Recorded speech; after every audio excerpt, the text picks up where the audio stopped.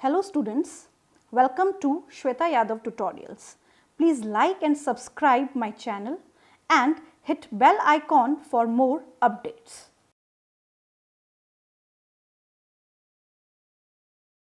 In the last video we have discussed about certain adaptation for the cross pollination. हमने cross pollination की adaptation पढ़ी. जब हम बात करते हैं क्रॉस पॉलिनेशन की कि एक पर्टिकुलर प्लांट के फ्लावर से पोलन ग्रेन दूसरे फ्लावर पे दूसरे प्लांट के जा रहे हैं, ट्रांसफर हो रहे हैं, माइग्रेट कर रहे हैं, तो उसमें किसी ना किसी की मदद जरूर चाहिएगी and that help is known as agents. हमें किसी चीज का काम कराना होता है तो हम एजेंट ढूंढते हैं. पासपोर्ट बनाना होता है, हम एजेंट ढूंढते हैं कि हमारा पासपोर्ट बन जाए. उसी तरीके से जब पॉलिनेशन की बात आती है तो एजेंट्स की सहायता लेनी पड़ती है और उन्हीं को ही हम कहते हैं एजेंट्स फॉर क्रॉस पॉलिनेशन. क्योंकि एक चीज को उठा के दूसरी जगह पहुंचाना है तो किसी की मदद चाहिए. तो these are agents for the pollination. But किस में जरूरत पड़ती है? क्रॉस पॉलिनेशन में. ये ध्यान रखना है. सेल्फ पॉलिनेशन में किसी प्रकार के कोई एजेंट की जरूरत नहीं पड़ती. तो जब हम एजेंट्स की बात करते हैं तो दो टाइप के एजेंट्स होते हैं, biotic agents and abiotic agents. जब हम बात करेंगे एबायोटिक का मतलब होता है non living agents. Non living agents की रिक्वायरमेंट होना. बायोटिक का मतलब है living agents. Living agents word बहुत कॉमन है और आसानी से समझ में आने वाले हैं. नाउ बायोटिक और एबायोटिक एजेंट्स बहुत इंपॉर्टेंट है. इनको हम आगे डिटेल में भी पढ़ेंगे कि किस तरीके से इनकी सहायता से पॉलिनेशन हो पाता है. कौन कौन से फ्लावर्स, कौन कौन से प्लांट्स जो हैं इन पर्टिकुलर एजेंट्स को यूज करते हैं पॉलिनेशन के लिए. और हम पढ़ रहे हैं reproduction in flowering plants, class 12 का एक बहुत ही इंपॉर्टेंट टॉपिक. और इसका जो आज का पार्ट है, इस वीडियो का पार्ट है agents for the cross pollination. So here there are two agents, biotic as well as the abiotic agents for the pollination. First of all, abiotic agents. अगर क्वेश्चन आ जाए कि दोनों में से, बायोटिक एजेंट्स में से और एबायोटिक एजेंट्स में से सबसे कॉमन कौन सा है, सबसे ज्यादा पॉलिनेशन किससे होता है, तो बायोटिक एजेंट से होता है. तो इसका मतलब यह है कि एबायोटिक कैसा हो गया, लेस कॉमन हो गया. एबायोटिक कैसा हो गया, लेस कॉमन, यानी कि बहुत ज्यादा कॉमन नहीं है. तो कॉमन कौन सा होगा, बायोटिक एजेंसी या agents. Abiotic occur with the help of wind. ये हवा की सहायता से होता है, पानी की सहायता से होता है. तो अगर पॉलिनेशन हवा की वजह से, विंड की वजह से होता है, दैट इज अनीमोफिली. क्या बोलेंगे उसको, एनीमोफिली. अगर पानी की वजह से होता है तो water is hydrophily is pollination. पानी की वजह से पॉलिनेशन हो रहा है. जब हाइड्रोफिली की बात हम करते हैं तो हाइड्रोफिली में अगर पॉलिनेशन पानी की सरफेस पे हो रहा है तो इसको हम कहेंगे एपीहाइड्रोफिली. और सरफेस के अंदर हो रहा है दैट इज हाइपोहाइड्रोफिली. तो ये सारा जो एजेंट्स थे ये थे एबायोटिक एजेंट्स. तो एबायोटिक एजेंट्स में विंड एंड वाटर हैं. अगर विंड एंड वाटर का कंपैरिजन आ जाए कि इन दोनों में ज्यादा कॉमन कौन सा है, तो इन दोनों में ज्यादा पॉलिनेशन होता है विंड से. ये आसानी से हो सकता है. और अगर बायोटिक और एबायोटिक में मोस्ट कॉमन पूछा जाए तो है बायोटिक एजेंट्स एनिमल्स. एनिमल्स की सहायता से, इंसेक्ट्स की सहायता से पॉलिनेशन हो पाता है. So let's talk about the abiotic agents. तो सबसे पहले जब हम एबायोटिक एजेंट्स की बात करते हैं तो these are non living agents. Non living agents में आते हैं विंड एंड वाटर और इनको हम बोल सकते हैं एनिमोफिली एंड हाइड्रोफिली. ये कॉमन टर्म्स हम पढ़ चुके हैं. अब सबसे इंपॉर्टेंट बात यह है कि एक प्लांट जब विंड या वाटर की सहायता से पॉलिनेशन करता है तो उसकी क्या क्या फीचर्स होने चाहिए। तो जब विंड एंड वाटर से पॉलिनेशन प्लांट करता है तो इनमें प्लांट्स में जो फ्लावर होते हैं वो बहुत ज़्यादा कलरफुल नहीं होते, बहुत ज़्यादा अट्रैक्टिव नहीं होते। बहुत ज़्यादा कलर ना होने की वजह से, अट्रैक्शन नहीं होने की वजह से पॉलिनेटिंग एजेंसीज उन्हें अट्रैक्ट नहीं कर पाती, तो हवा का ही मीडियम या पानी का ही मीडियम उनके पास रहता है कि वो पॉलिनेट कर पाएँ।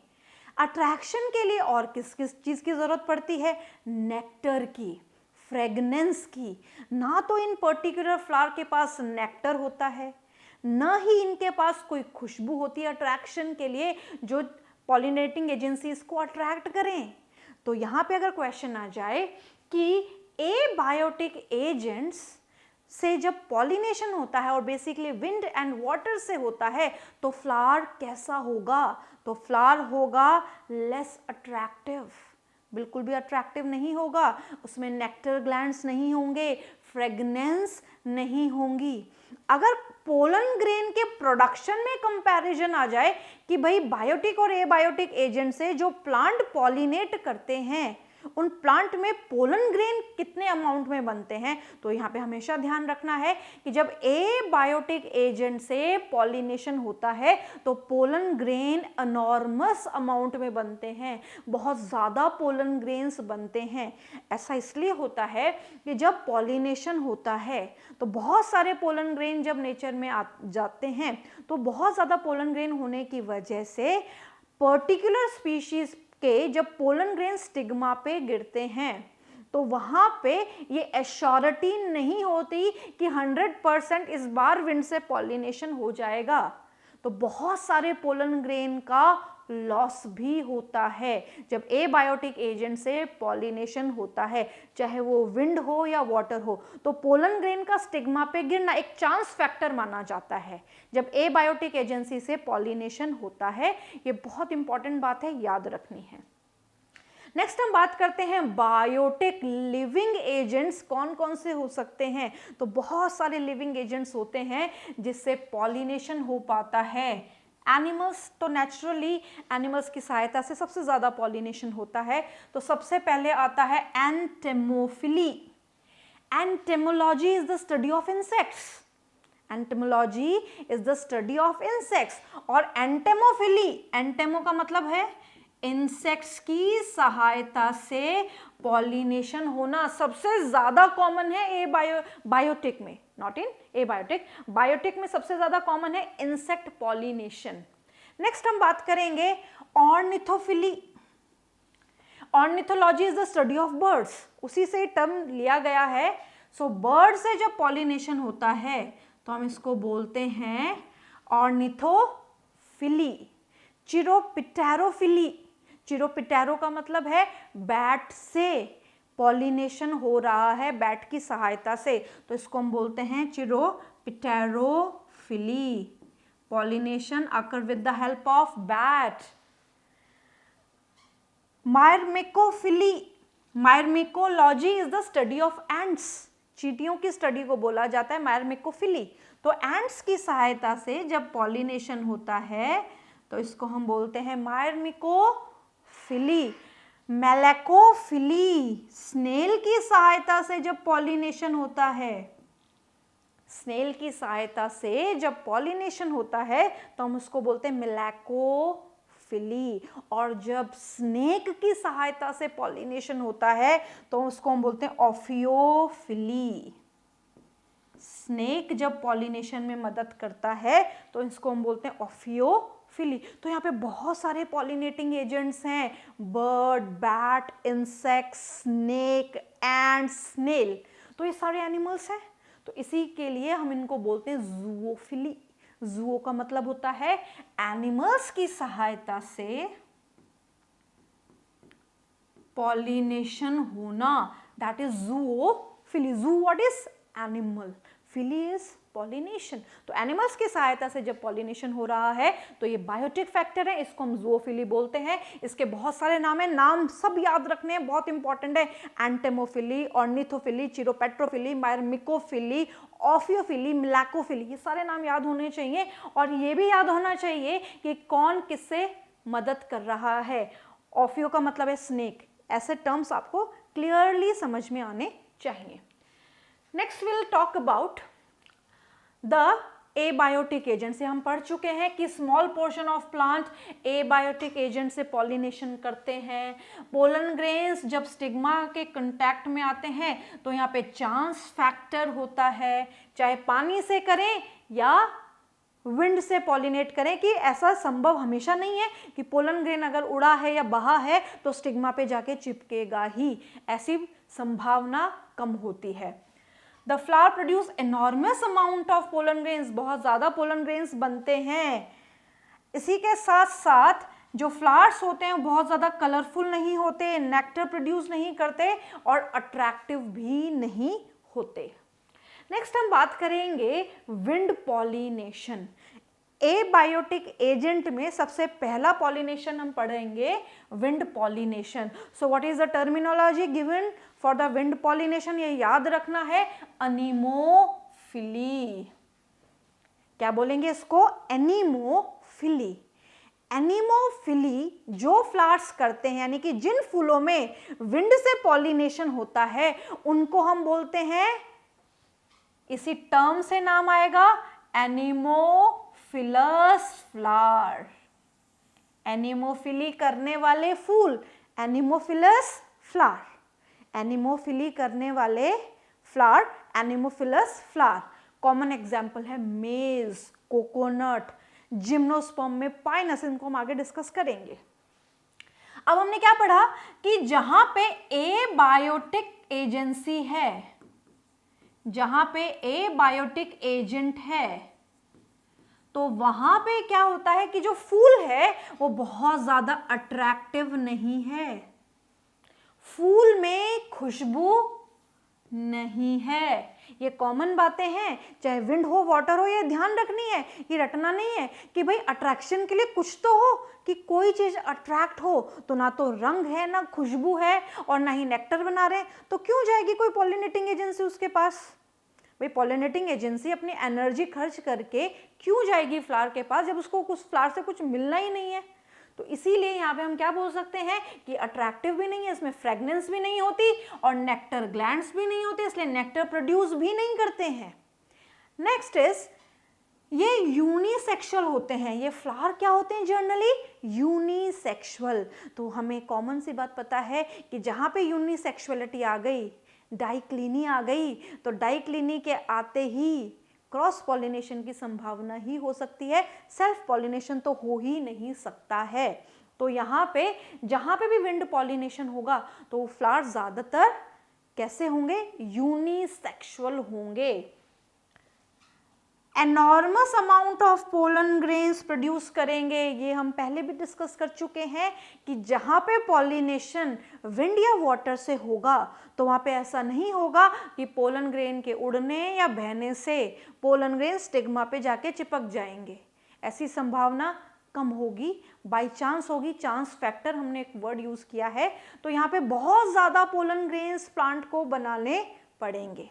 अब हमने बहुत सारी बातें की कि ना तो कलर होता है फूल में, ना फ्रेगनेंस होती है, ना नेक्टर प्रोड्यूस करता है, यूनिसेक्सुअल होता है फ्लावर, पोलन ग्रेन खूब सारे बनाता है। तो नेचुरली कुछ ना कुछ खास बात तो होती होगी पोलन ग्रेन की कि वो स्टिग्मा पे स्टिक हो जाए। तो यहाँ पे क्या होता है कि जो पोलन ग्रेन्स होते हैं, विंड पॉलिनेशन की हम बात कर रहे हैं, ये बात ध्यान रखनी है कि विंड पॉलिनेशन में जो पोलन ग्रेन्स होंगे वो छोटे होंगे, ड्राई होंगे और इसी के साथ साथ लाइट वेटेड होंगे। Very small, light weighted, dry, non sticky, चिपचिपे नहीं होंगे। तो पोलन की कंडीशन क्या होगी विंड पॉलिनेशन में? एनिमोफिली में पोलन ग्रेन कैसा होगा? स्मॉल, छोटे साइज का होगा। छोटे साइज के होने के साथ साथ हल्का होगा, जिससे हवा उसे आराम से उड़ा के ले जाए। अगर भारी होगा तो उड़ने में उसको दिक्कत आएगी। तो यहाँ पे स्टिकी भी नहीं होना चाहिए, चिपचिपा भी नहीं होना चाहिए। अगर चिपचिपा होगा, स्टिकी होगा तो हर जगह चिपक जाएगा, तो पॉलिनेशन संभव नहीं है। हो सकता है कि जिस स्पीशीज में उसे जाना है वहां ना जाए, कहीं और जाके चिपक जाए, तो एक्सेप्टेंस नहीं आएगी स्टिग्मा पे। तो ये कुछ पोलन ग्रेन की कंडीशन होती है जब एक पर्टिकुलर स्पीशीज विंड से पॉलिनेशन शो करती है। Maximum loss of pollen grain, बहुत ज़्यादा पोलन ग्रेन का लॉस होता है यहाँ पे। जितने ज़्यादा पोलन ग्रेन्स बनते हैं वहाँ पे उनकी लैंडिंग स्टिग्मा पे नहीं हो पाती, तो बहुत सारे पोलन ग्रेन्स वेस्ट भी हो जाते हैं।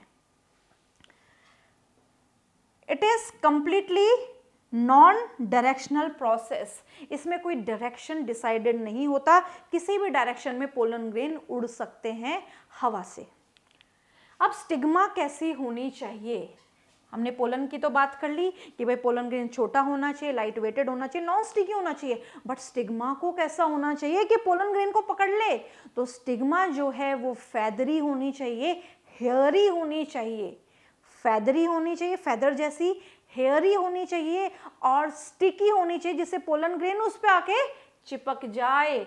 Stigma is large, often hairy, feathery, easily trap airborne pollen grains, sticky। Sticky को वर्ड यहाँ पे दिया गया है म्यूसिलेजिनस। म्यूसिलेजिनस का मतलब होता है स्टिकी होनी चाहिए। तो हम यहाँ पे देख पा रहे हैं कि ये है stigma, this is stigma, this is style, this one is the ovary. So यहाँ पे स्टिग्मा कैसी है? फेदरी है, फेदर लाइक। कैसी है?